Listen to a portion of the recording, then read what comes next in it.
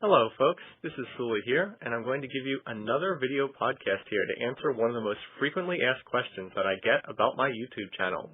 So probably the most common thing that I get asked is, how do I record videos for League of Legends? That is, how do I put together something and then put it on YouTube for League of Legends? So what I'm going to do is I have my live stream set up here, so I'm going to be able to show you what I do on my computer. Could take you through all the steps and let people know how it is that I put together videos for League of Legends and other stuff as well on YouTube. So let's get into that. The first thing that you're going to need if you want to put any kind of footage on YouTube is you need some kind of video recorder. So I use a program called Fraps for that. Here it is. So we're going to turn this on first. Now, Fraps is not a free download. You can get this on the internet, but you do have to pay for it. I believe it costs about $35. I don't know what it costs in other currencies, but it is a very nice video recording program. It's quite simple. So before recording anything, you do need some kind of program that's going to record footage. And like I said, I use Fraps for this. So it has a couple different features to it. The main thing that I use is, let's see, you have set up a couple different things here. Where is the video capture center? Okay, so you set up a hotkey as to what is actually going to record your footage, and it defaults to the delete key, number delete, which is in the bottom right corner of a keyboard. So I just have that set up. So I'm just going to turn this on and put it in the background, and we'll have that running, and you'll notice when I actually start recording. So anyway, there's Fraps, and this is my live stream here, which is how I'm recording this.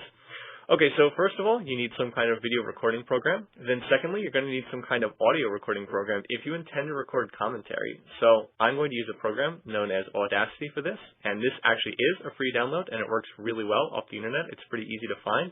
Just do some kind of search for Audacity. The one downside is it does take forever to load. So you notice how it's still loading. It just seems to take forever to load when I use Audacity. So come on, let's see if we can get this started.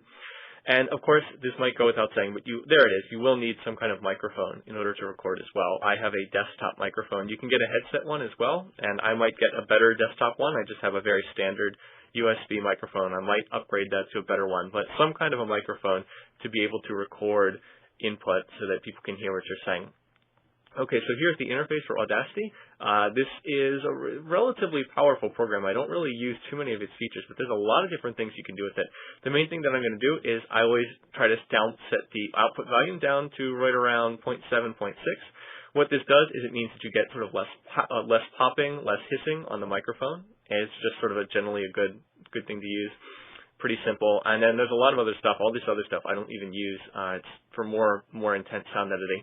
So basically here we have the record button. So when you want to record, you just click this, and you can see it starts up, and you see a little sound wave here, and it's recording whatever you're saying. So let's just stop, and I'll play that back again.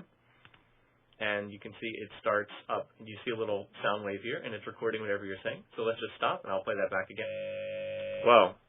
Okay, that was weird. So that was weird. So anyway, then afterwards you can make edits, you can delete, you can highlight things, and let's say I wanted to get rid of that, I can cut that little part or delete it out, that sort of thing. I mean, you can play around with the different settings. In order to save it, you want to go then click export, and then you can save it as a lot of different file types apparently. I just use the WAV format because it's pretty simple. Anyway, so this is how you record audio. So anyway, let's clear that audio track and get set up. Okay, so now we have a video recording program and we have an audio recording program. So the next thing that we're going to need is some kind of a replay to look at. So for League of Legends, the best way to do this is to get a program known as LAW Replay. I'm going to open it up here. There it goes. This is a free download off the internet, and it's really useful. You can set it up so that it just it just automatically saves all of your replays, and you can see some interesting stuff about each game. They've been upgrading this over time. The program is becoming better and better. I believe it first came out about a year ago, and they've gone through, I don't know, 50 or so different versions. I just keep downloading it whenever a new version comes out. And now it's really quite nice. It saves your replays. It shows when you played them. It shows the stats. It shows the summoners. It shows some of at least the first two items here. And then another kind of interesting thing that I found out is if you mouse over somebody's name, you can actually see both their wins and their losses. It's kind of interesting. Normally the loss total is actually hidden from view. Like you can see how many wins someone has in normal, but you can't see the number of losses. And that actually apparently gets saved on here. So I've kind of been checking that out. And like here you can see a game that I played as Nasus yesterday, which I'm going to upload and put on the live stream. Probably not going to turn that into a video. And then replays that people sent me. For instance, the game that Leon Silverberg sent me, told me to take a look at, and I had a quick look at it. So, I mean, you can see different stuff. So, anyway, it's really quite interesting. So, what I'm going to do is, again, to show you a little bit more about how to put one of these videos together, I'm going to look at the first maybe 10 minutes of a game that I did. This was a night when I was just feeling kind of bored, and I just jumped into a random custom game, and I played as Swain, and it was against all the people of all different levels. Some of these people are level 30, like this guy's level 30, this guy's level 9, this guy's level 7, you know, so nothing real serious. You can see very inexperienced players, and I just had fun with this match. Did go 16-0 and really hard carried this match. So anyway, nothing particularly serious. Like I said, it was just kind of screwing around one night and wanted to have a little bit of fun. But I'll just do the first, couple minutes of this, show you how I put together a video, and then I'll show you sort of the production end of how I do this once I start recording. So first thing to do is make sure that you have Fraps open. I have it minimized, but yep, we have Fraps open. Make sure you've got Audacity running. So I'm going to click record here. So notice how it starts streaming. It starts recording whatever I say. So I'll come back to that after the video is done. And so just click on the replay and get started. Oh, and there are some issues with Fraps. With cooldown syncing, that's with the Law Replay client. I'm just going to click no there. So anyway, now it's recording whatever I'm saying on audio. So that's going on in the background. And now we are entering into the loading screen. So notice the little number down here that shows that Fraps is running in the background. In order to start Fraps actually recording, I have to hit the hotkey that tells it to start recording. And again, that defaults to the number key delete. So I am going to click that in a second, and when I click that, it'll turn from yellow to red. Now, a little trick here that I've learned from putting together so many League of Legends videos is you don't want to sit too long on the loading screen. So usually what I'll do is I will watch a replay before I start recording it, and I'll wait to see how long it takes on the loading screen before the game actually starts. And then I'll sort of time that in my head, and I'll try to start recording when it's about maybe 20 to 30 seconds away from actually starting up. So just a little trick, because otherwise, if you just start right at the beginning every time when you're on the loading screen, sometimes you can sit here for almost 2 minutes, and that's really boring, and you don't really have a lot to say while that's going on. So I try to leave just enough time to go through and preview the matchups, tell everybody who's watching the game which champions are in the game, what sort of settings it was, whether this was, a custom game, a normal draft pick mode game, a ranked game, that sort of thing. Maybe talk a little bit about the summoners, if there's particularly strange summoners coming out here. So like I said, a lot of these players a little bit inexperienced, and you can kind of see some lower level players. So in the lack of flashes, no flash, no flash, no flash, no flash, no flash, et cetera, et cetera. A Heimerdinger that has exhaust heal that's a little bit weird. So anyway, that sort of thing. But this is about ready to get started, so I'm going to click the delete key. There we go. So Fraps is now recording, and it'll start recording from here on out. What I will also do is I will time it so as soon as I hit Fraps, about 1 second after I turn on Fraps, I will start talking, because when I start recording on Fraps, that's my cue to start speaking for the video. And that's when Audacity, which is the, like I said, audio recording program in the background, that's when, as soon as I hit the key to start Fraps, that's when I will start talking and start doing commentary. And then when I do the editing after the video is done, which I'll show you in a little bit, that's the cue you need to piece them together. You do have to be a little bit careful about that. If you don't get the audio syncing right, then it sounds really bad on videos. Just if you're off by like 2 seconds, if the commentary is separate from the actual video recording, it looks absolutely terrible. So you have to make sure that you get that right, and that's something you have to do in video editing. So in any case, here we go. We're starting out here. You can see people buying. Again, a lot of inexperienced players in this game can tell by the Doran shield starts, and Doran's Blade on Tryndamere is not particularly great, but like I said, wasn't intended to be the most serious game. I actually wanted to jungle Gangplank in this game. One of the things I was hoping I was doing was I was hoping I could test out a little bit more of the jungling stuff with Gangplank, but I saw Master Yi took Smite, and I figured he was going to jungle. But as it turned out, he actually was just laning with Smite, and again, inexperienced players, so wasn't able to test that out. And then this Shyvana player, who actually is level 30, this guy has played like 1,500 games or something, actually came over here, and I honestly don't know what this guy was doing. I mean, I kind of walked to mid immediately, and I figured if I was picking Swain, I would go, middle lanes or something, but for whatever reason, he was hanging out here, and I don't really know what he was doing, but eventually would leave. Then here's another staple of sort of less experienced games. People just, like running around fighting very early on, level 1 fight. Nobody protecting junglers, and in fact, I don't think there are any junglers on either team in this game. So like I said, I would have played a jungler, but when I see Master Yi taking Smite, I just assume he's going to be jungling. And as it turns out, our Shyvana player, I think, headed up to top lane Oh, and another staple, yeah, this is a custom game, so it looks like one of their players just disconnected, like right at the start or something. I don't know. So anyway, I'm up against Mundo here. This Mundo is actually also level 30, so this is not like a level 5 guy or something. There's another level 30 player, and it looks like he was utility spec because he started Doran's Shield and a potion, which is interesting. I've seen people doing that, but I have seen that a little bit, people using the utility spec, getting the extra starting gold. I just don't think it's as good as a lot of the other options. Like, I really don't know why Mundo would want utility spec, per se. I think defensive spec would be a lot better. I think that 9-21-0 would be much better on Mundo, with extra, I guess you'd want extra, I don't know, probably extra armor pen in the offensive tree. I don't know, but, oh, he also is laning with Smite, so, yeah. But, like I said, this was someone who was level 30, take my word for it. This guy did have, like, I don't know, like 600 wins or something, so not somebody who didn't know what he was doing. Anyway, in a game like this, in a game where it's like a custom game where you're just screwing around, if you're trying to win, the best thing you can do in this kind of situation, and this goes also for sort of when you're first starting playing ranked, if you're you know, in like at like 1200 elo and you're with players who, you know, maybe aren't the greatest, the best thing that you can do is usually just sit in your lane and try to get really strong, because people are not going to understand the value of farming. They're just going to be running around all over the map. So if you can just stay in your lane and farm, and then, you know, maybe occasionally go to other lanes and try to gank and try to help out. But if you can just pick a champion to become strong as the game goes on and just sit in your lane and keep farming, you will reach a point where you're just so much stronger than everyone else that you can just hard carry the game. And that's sort of what I was going for here. Swain as a champion is relatively weak in lane. He's not a great laner, but if he gets, you know, if he sort of gets fed in game, then he can become like unstoppable. Like right here, I'm just trying to harass Mundo down in lane. He does have that Doran shield, so he has a ton of regen. Oh, and there's all kind of action going on in other lanes, but I'm not really going to pay too much attention to that. With Swain, if you get blue buff and you get like super fed, you basically can't die unless they ignite you.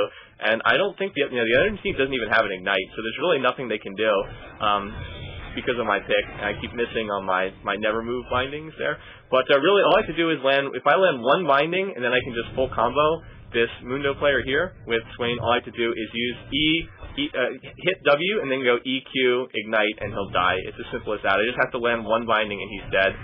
So like there we go, there's the slow, there's the binding, and I've hit him, and now he's dead. And I actually didn't even have to use my ignite there, just because I harassed Mundo down low enough. So pretty simple, not really a whole lot to say there.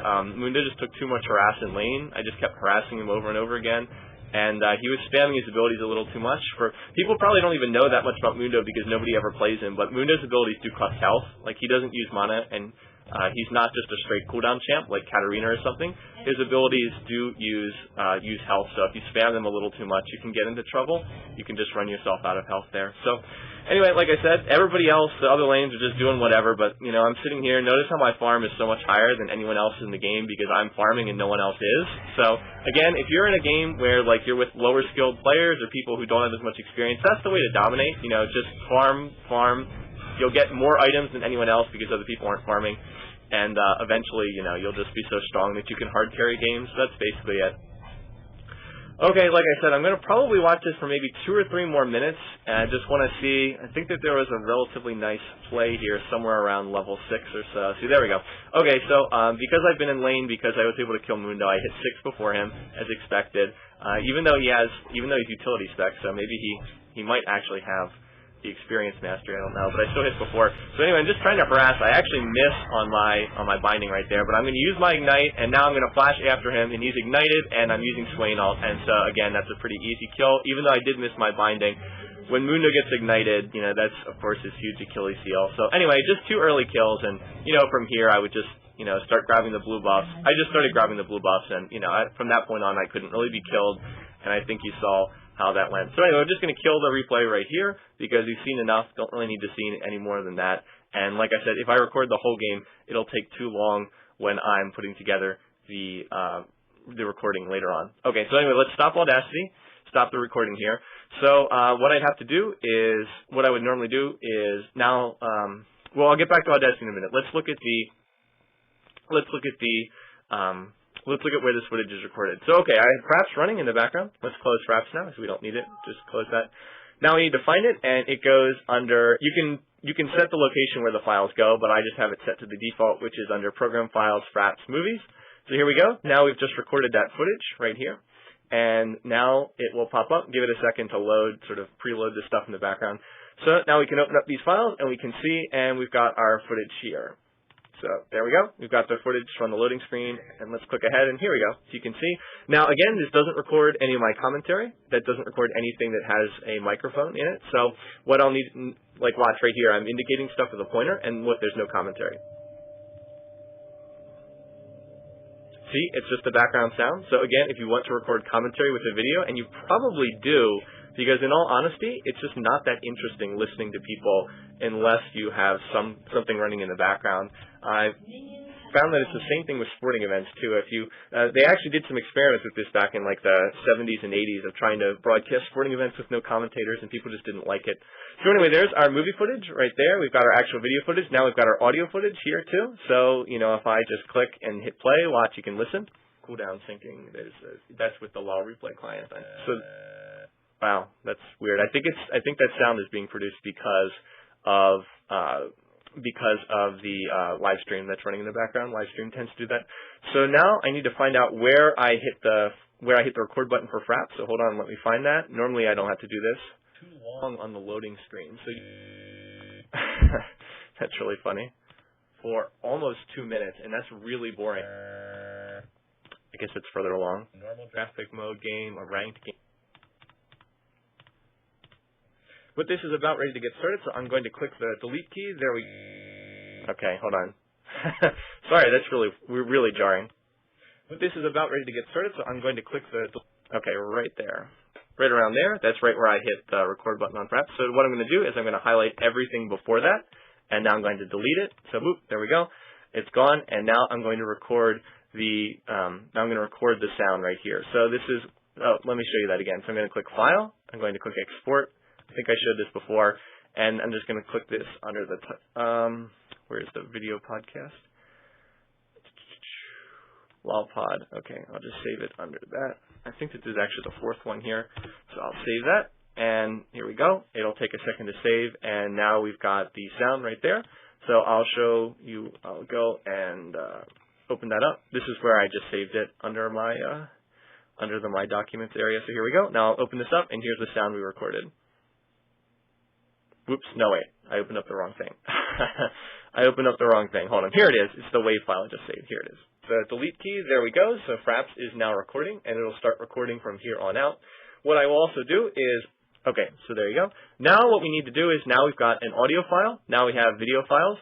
But if you notice when I opened up that Fraps thing, the way that Fraps saves is Fraps only saves in chunks that are, it only saves in like 4 gigabyte chunks. Now each one of these is 4 gigabytes up to the last one.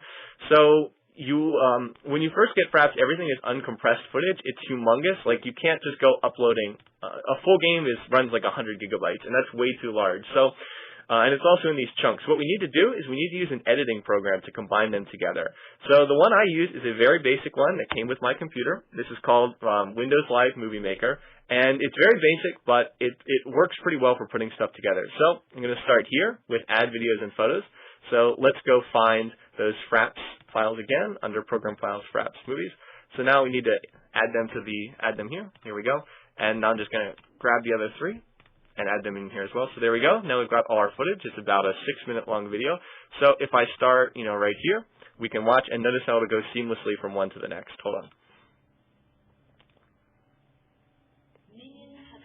But of course we don't have any audio yet because I haven't added that. It's just what was recorded. And it goes from clip 1 to clip 2, and it just does so pretty smoothly. So there we go. But like I said, we don't have audio, so we need to add in the audio here. And that's where I'm going to go and grab, hold on, where was it? This, LawPod 4. So I'm going to grab this, and now we should have audio. And if I've done it correctly, it should line up. So let's find out. We do have the little preview screen here, which is interesting. I've seen people doing that, but I have seen that a little bit, people using the utility spec, getting the extra starting gold. I just don't think it's as good as a lot of the other options. Yeah, okay. So more or less, looks pretty good. Okay, so now what I normally will do is I will take a screenshot. If you watch my videos, you might notice I take a screenshot at the end of the game. In order to do that, what I do is go to the end of the video, and then I'll add, hold on, I did that too fast. Go to Add Videos and Photos again, and now I will go to my desktop and grab something go to my League of Legends screenshot folder and grab, the screenshot of the endgame screen. I actually didn't take one for this game, so let's just grab a random one here. Here we go. So there you see, there's the endgame screenshot. And usually I'll record separate commentary for the endgame replay.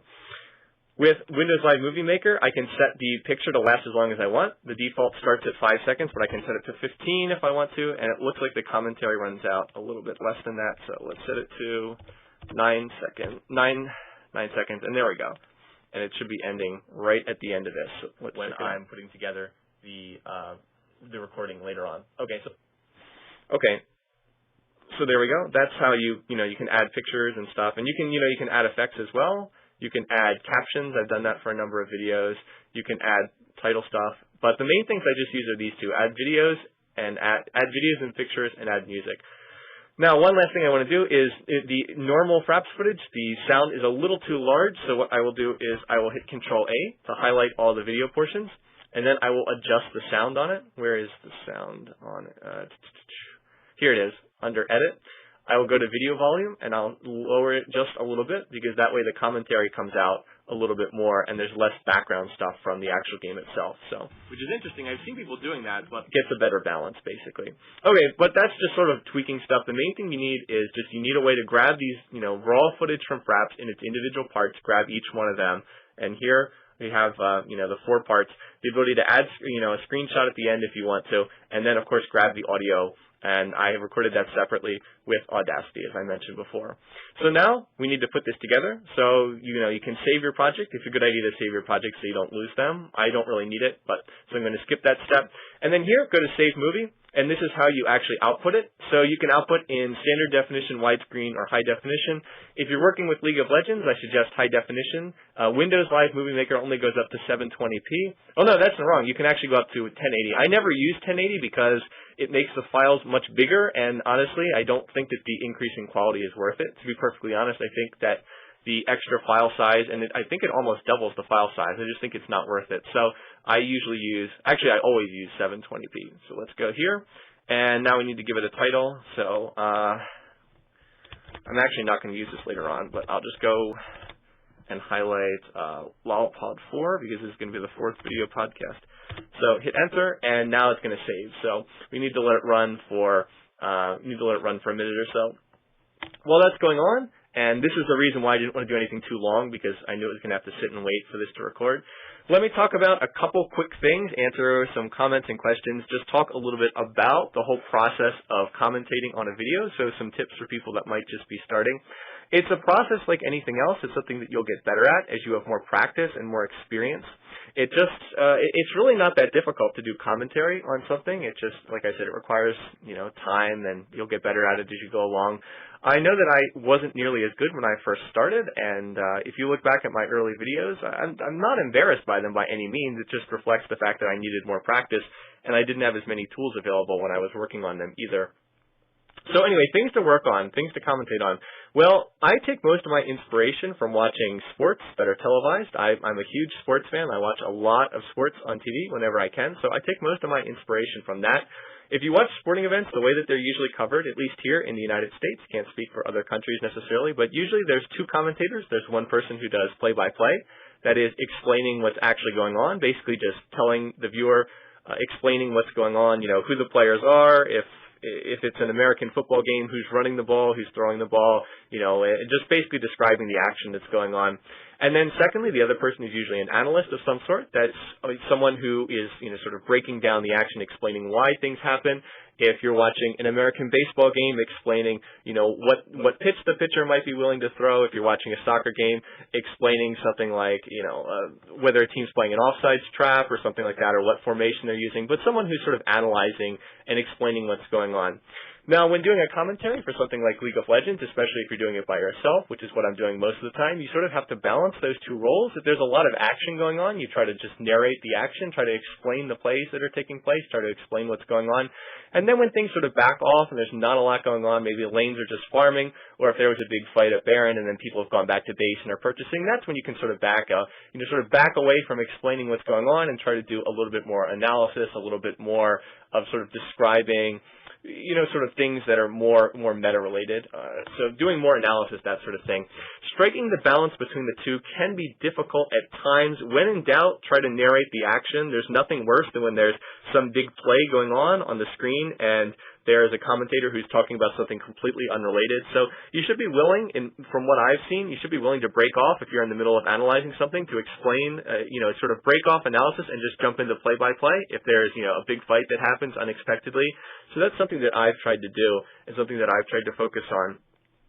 As far as my personal style for commentating, and I'm sorry if this is taking a while, this is why I limited it to a 6-minute video as opposed to a video that would have been, my normal videos are like 20, 30, 40 minutes, and then it takes them like an hour to process. So that's why I tried to keep it relatively small.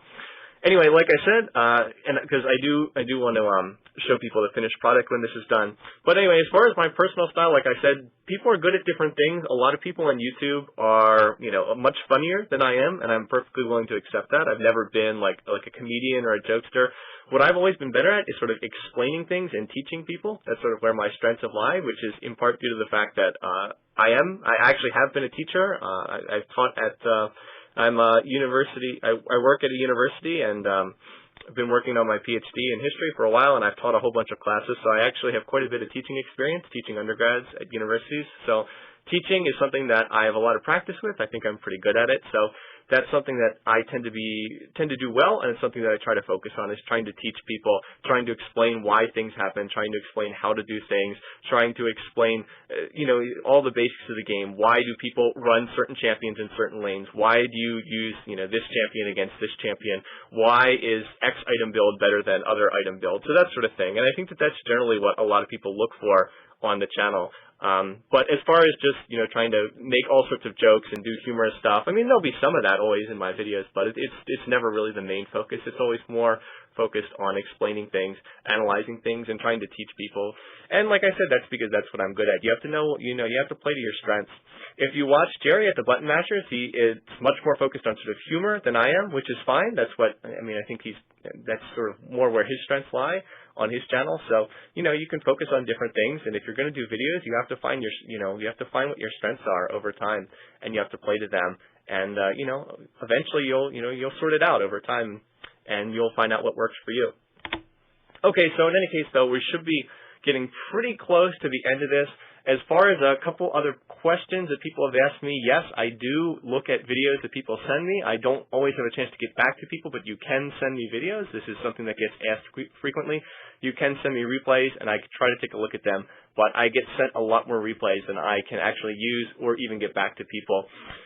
Just one sort of minor thing on that, though. If you do send me a replay that's sort of from sort of a lower level game, or maybe people don't have quite as much experience, I'm probably a lot less likely to use it, just because I've had people send me videos of when they're like level 10 or level 15, and again, not trying to put people down, but that's probably not something I really want to feature on the channel, with no disrespect intended, but people tend to be looking for sort of something else, and sort of want a little bit higher quality of play, that's all. Okay, though, anyway, here we go, 99% complete, and there we go. So now we have the movie done, so now let's go check it out and go see what the finished product looks like. And hopefully it should be put together correctly. And here it is. All right, so let's check it out. There we go, so Fraps is now recording, and it'll start recording from here on out. What I will also do is, let's skip ahead to a more interesting part. I will time it, one binding, and he's dead. So like there's the slow, there's the binding, and I've hit him, and now he's dead. And I actually didn't even have to use, and there you go. That's pretty much how it's done. There's not too much more to it than that. Now, there's only one other thing that I do, and that is I run the footage through another more powerful video editing processing. This is Sony Vegas Movie Studio HD, and this is a very powerful video editing program, which I really don't even use that much with. The only thing that I really do with this program is I use it to add a watermark to the video, which is something that you can't do in Windows 5 Movie Maker, and that is to add the button mashers, add the little button mashers mark that goes on the video. So, like I said, this is a very powerful program. I only use the most basic features of it, but what I'll do is, if you notice, I always put the watermark on there just to support the button mashers channel.